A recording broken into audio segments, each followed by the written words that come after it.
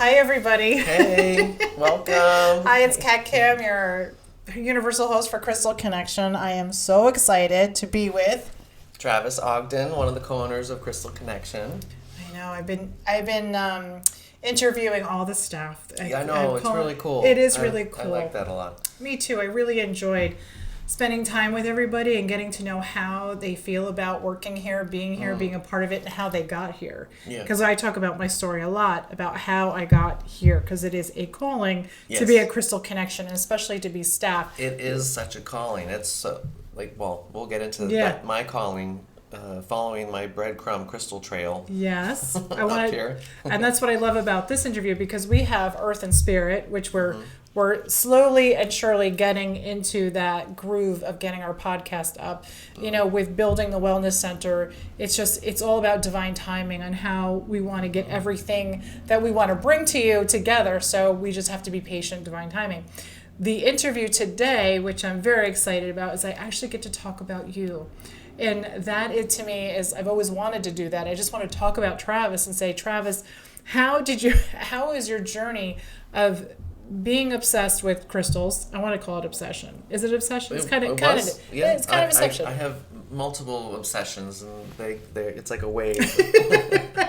As we all do, it's like, but this is a great conversation to have. The pull that you have to the crystals is the reason why you're probably here. So exactly. How did your journey meeting, even before, like, I know that you have other talents, which I love to talk about, that you are an amazing chef, and I get the privilege of getting his food. So you're an amazing chef. So let's talk about that. Start from how you went to CIA, and then how did you end up meeting Tim, who is the founder and co-owner of Crystal Connection and Wellness Center. So start there. Travis, start there, and then see what happens. Start at the CIA in Hyde Park, New York, with the associate's degree. And going there was from moving from Boston. So it all came from Boston, coming down to New York, going back to Boston for, after you graduate with 2005, do some training there. And then I was like, I felt like I need to move to Brooklyn. Like, I need to leave the whole life, all the friends, all the stuff that you create in a home, in an area, a region, and start like fresh and start new. So I moved down into Brooklyn and worked at a lot of different really high-end restaurants and moved my way up, and great training at CIA. It was amazing. I actually went back for my 20th anniversary. Oh, you did? For dinner, just by myself. I was in the area, and I went into the Caterina de Medici and had an amazing Italian dinner. And they really take care of you as an alumni. It was really cool. Oh, that's so nice. It's just like walking around the campus, reminiscing. Yeah, I grew up in Dutchess County, so we used to go to the CIA all the time. Oh, okay. So I'm very familiar with the campus. It's such a beautiful It is place. A beautiful, beautiful place. It Epic. really is. So, living in Brooklyn, doing all the the restaurant stuff, I was more and more increasingly into crystals. My dad had stones. He was an antique dealer. He'd collect them at yard sales, and then he had a collection box. So now I'm going further back. That's okay. Where it really started was the box of crystals underneath my bed. It was a 3-foot by 3-foot collection box. And he had all these little names of all the stones because he had that from a science project as a kid. So he gave it to me, and I put the whole thing underneath my bed, and I'd pull it out every so often and just look at the geodes and the sparkles and the garnets and granites and epidotes and all kinds of, because I didn't know. I just was like, ooh, sparkly rocks. And later I realized sparkly rocks. That's the fairy in us. That's all the fairy. We are fairy dust of sparkles, and that's so funny. And later I realized, to where I am now, looking back at that box of minerals underneath my bed every night, dreaming, mineralization, the consciousness of the stones. I mean, really take that concept of every night that is there just infusing. So that's why I feel like a liquid crystal, which we are, liquid crystal. We're all mineral, but that's such all that wisdom, all that consciousness, all that anything and everything was just I love that. That's a subliminal that's like, I don't know. Deep unconscious Yes, it really is. And it's just so funny how that attraction sets your interest of what you were drawn to. It's what you're influenced as a younger person, like being brought up in the mountains and being so attracted to trees is just because I was dropped in the forest and that's what you did, It's like you build forts. This led that. Interesting that this passion that your father had, or just collecting, giving that to you soaking it all in, even though you had other exploring, which is so healthy. This is what we tell everybody. Explore so many options of what you're drawn to. Yeah. This was divine. So then, now fast forward, how did Tim find you? So it was really like I found Tim. You found Tim. Okay. So moving to Manhattan and Brooklyn, like the crystal thing started to percolate again. Because, as a kid, I had them, they were there, but it wasn't like a obsession. Mm-hmm. But once I moved down there, it became an obsession. Because I started meeting other people that had stones, or like there were stores that had stones, and I was just like, this is a thing. I'm like, it's I'm not a total weird one. Like, there's actually other people. You're certainly not. And it all started in Union Square with a gentleman named Angel. And he had a little table of just, out there all the time selling stones. He had books on the table, and I was obsessed. Anytime going to Whole Foods and shopping, I would go hang out. And I'd just look at the stones and pick them up and hold them, and I'd sit down, I'd read, and, just on this busy street watching people. And it was just such a great experience that he allowed for me. He was a great guy. He's a healer and shaman stuff, and he was really cool. And then one time, one of his workers that was tending the table, she said, "Oh, are you going to the crystal show?" Oh, forget about it. That was it. That was it. And then I'm like, "What crystal show? What are you talking about?" And she's like, "Oh, it's gonna be at the Holiday Inn, 52nd and 9th, on this date." And she's like, "Yeah, it's tons of vendors with all crystals from all over." And I was like, "What?" I'm just drooling. I'm going. So I go, and it was just like, I don't know, how do you express, knowing that you're into something, but then going to a place where then all of a sudden there's hundreds of people that are also into it, and also it's a real thing. Oh my God, it was just absolutely magical on steroids. I mean, I was just in absolute, it's like child going to Disneyland. Yeah. That type of experience. It's so beautiful to see other people who have the same interests. We often talk about that. We feel alone in our, what we think is eclectic, interests, or what we think might be woo-woo to other people. It's and then when there's other people who find the same interest, it's so validating and comforting. Yeah. It's I'm not alone in this passion. I'm not alone. This is a thing. This isn't, there's not, And so feeling that way and experiencing that, you meet Tim. Okay, so now at the show, I meet a lady who channels Merlin. And love that. Has a big ancient crystal skull, and we just keep bumping into each other at the show. And we're Google and gagging over stone, and she is probably 65, 70 at that time. No, a little younger, 60, 65. And then at the end of the show, she talks about let's go out to dinner, because I was I was so attracted to her. What's going on? Yeah. That's all you had to say is Merlin. And then at dinner at the diner, she channels Merlin, and so we had this great conversation, and I was kind of dumbstruck. We're disco fries. He was like, "I really like the disco fries." And then she invites me to come to a show, a meditation group. Disco fries. What? I don't you're at a diner. And Merlin just starts talking. He's I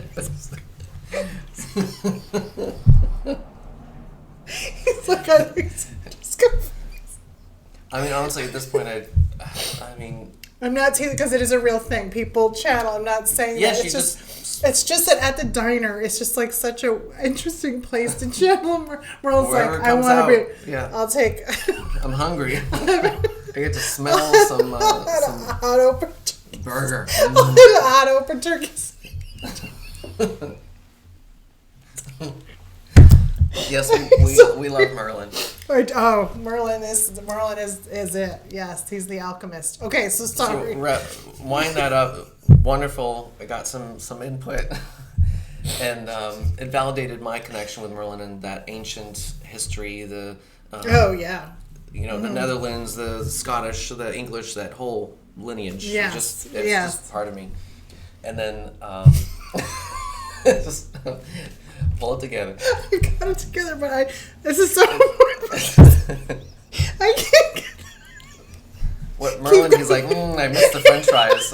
And back in the day, you were King Arthur's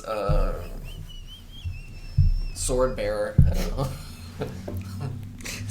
So we're leaving this. We're leaving this in. Okay. Okay, go ahead. Where am I? So.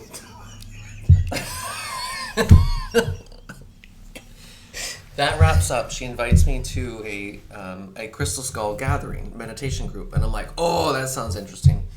So I go there. She does an explanation sharing with her Crystal Skull Venus. And beautiful, clear. I mean, this was a very massive, large skull. Human skull. She brought it to the door. No, that she invited me to go to an event at a later date. All right, great. Okay. No, she's not like, here's my crystal skull. No. I have? That was just Merlin. Okay. That's clarity. Thank just you. Merlin. Just get it together. I'm together now. So she invited you back, the skull, which was probably amazing. When people can do like a skull, scrying is pretty. Stop looking. So you go back to her place, you do the skull thing, Merlin's still there. And she had another gentleman named Mario with a skull called Poncho. And this skull, he did a meditation going back to like Mayan lands and like really indigenous kind of feeling. Walking with the indigenous people, connecting with the land, and that whole kind of That's incredible. Feeling. That is incredible. And then the skull is pretty cool. I mean, it looks ancient. It was supposedly like 3,000 years old, from a Mayan dig site, blah, blah, blah. And then at the end, he invites everyone to come up and like touch the skull. Okay. And that's where the journey really began. I go up, I'm at the altar, and I just put my hand on the skull, and then pretty much instantly, I just feel this huge welling up, and I just cry. Oh. It was so quick and intense, and like I was like shaking, and it was a sensation of like building up and tearing down in a flash. I had to walk out of the room because I was my gosh. Like what was that? Get my composure back and come back in. Aww. And from that point, Mario and I became friends. And then he like brought me to other meditations, and they did stuff in the park, and it was just like the guru, follow the guru kind of thing. Learn, yes, master. Did like a 2012 ceremony thing, and then later he invited me back to the New Life Expo. So that's one of the biggest expos that I think still happens down there. Oh, yeah? And this is back just after 2012. And at the expo, he has a booth with Poncho and, doing readings and such. And his friend next to us, Tara, she did jewelry, and then lovely, nice time. So I'm just sitting there, like, new experience, new atmosphere. Now I'm, like, bombarded with spiritual people and woo-woo people and grounded people and bowl people and I mean everything. I'm just like, my world exploded. And Tara comes, she leaves, and then, you guys watch the booth, comes back later holding a crystal skull. Another big-ass crystal skull. And this thing was gorgeous with golden rutile needles in the whole cranial, and I'm like, it was just gorgeous. But she sits down and she's sweating. She's like oh my gosh. shaking, sweating, like she just had an experience. And she shared that she went into the crystal room, and there was a crystal booth in the corner of the room with a gentleman named Tim, and she was just looking at everything, and she just fell in love with the skull, held it. He realized that she had an experience with it, and was basically like, take it. Oh wow. Pay me later. We'll find out. We'll make something work, but that's your skull. Wow. Like you were having an experience. Wow.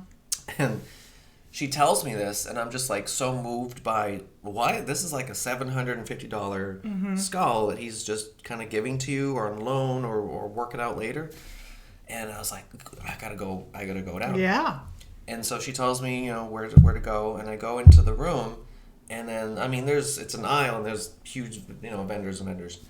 And then I'm walking along, and I see down the path this big guy, just hands on the hip, just standing there, looking around, doing his thing, checking things out. And I walk up to him, and I said, "Are you Tim?" He goes, "Yeah." I said to him, "I see who you are." Oh. Which is nothing ever like that type of thing. Like, how are you? Oh, nice to meet you. I see who you are. It's like such a deep thing. And then he's like, "I see you too, brother." And he just gave me a hug. And then from that point, I kind of shared to him why I just came there. And he's like, "Yeah, that's hers. I can't not let her have that skull." And he showed me the tourmaline test, and he opened up that whirlwind booth. And then from that point, later, Tara invited me to come up here and stay at an Airbnb, and because she wanted to finish the dealing.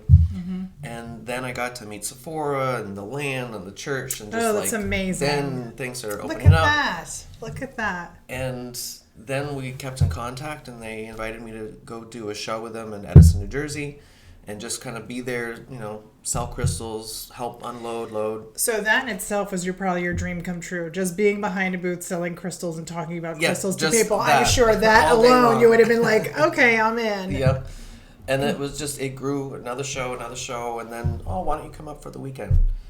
And then we had dinner and just building relationship. And it just came up to every other weekend, and now let's create this, and you're going to work for us. And wow. So it just kind of grew in that momentum of putting blood, sweat, and tears. And now and then I moved up here, and I lived in the cottage that we just rented out next to you, that you might have been in. Might have been in. And then it just grew and grew, and he made me his business partner, and then look, growth and dedication and loyalty and integrity and all those things that create stability and trust. That's the spirituality of it all. That's the spirit work, is the loyalty, the trust, the dedication, the determination, determined to be determined. That's the power of spirit. It's like, a lot of us talk, we're in a spiritual forum here, but like in spirituality, it's like we think about, it's just quantum, it's just this. No, that's not spirituality. Like, that's part of spirituality. It's like a little bit of a knowledge of spirituality. Spirituality is love and kindness. Spirituality is creating camaraderie for a higher purpose, for a divine purpose. And you and Tim being together is the epitome of what spiritual connection is. And that building something so miraculous of how everybody's been taught, like in the interviews and even myself, how it's become so life-changing for all of us to be a part of the loyalty, the dedication, the persistence, the dreaming, the vision, right? The vision, and the healing. And the healing for everybody, because everybody heals so differently. Your approach, you and Tim have kind of the same approach of, we talk about your organics, right? He taught you organics. Yep. Tim, mentor, teacher, father figure, because, I lost my stepfather and my father, so he held a lot of roles. Yeah. He does hold a lot of roles with me and for me. And that's really beautiful. And that's what makes the magic happen, having somebody be that mentor, that father figure, that that teacher, the leader, all that stuff, and teaching you what you're doing now as building the wellness center. You've taken all these tools over. How many years now? How many years have you been with Tim? Like 12. 12, almost 13 years. I mean, he's taught me so many things because he was into a lot of these things like the biomats, the infrared, the chi machine, the gallop, the vibration plate, and he can articulate how energy works in such a way that like helps you understand that, oh, okay, like you just get it in a new way. So he just constantly teaching me, pushing me. Keep going. And it was amazing. It is amazing, and it's amazing what it's become right now.